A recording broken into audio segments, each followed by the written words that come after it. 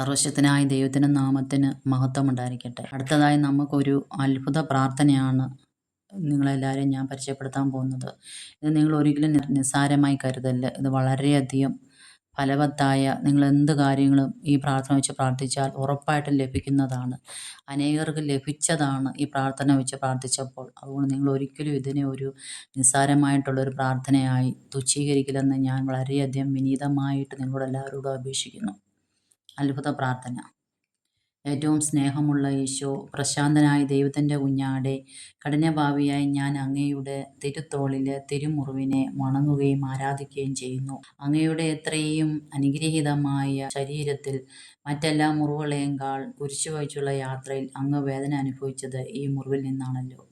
ഞാൻ അങ്ങയെ ആരാധിക്കുന്നു. ഏറ്റവും വേദന അനുഭവിച്ച ഈശോ, ഞാൻ അങ്ങയെ പുകഴ്ത്തുന്നു. ഞാൻ പ്രാർത്ഥിക്കുകയും അങ്ങയെ മഹത്വപ്പെടുത്തുകയും ഏറ്റവും വേദനാകരമായ ഈ തിരുമുറിവിനെ പ്രതി അങ്ങയോട് നന്ദി പറയുകയും ചെയ്യുന്നു.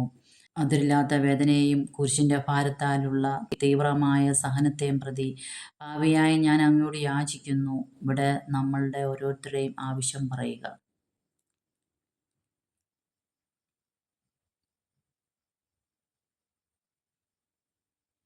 എൻ്റെ എല്ലാ മാരക പാപങ്ങളും ലഘുപാപങ്ങളും മോചിപ്പിക്കണമേ.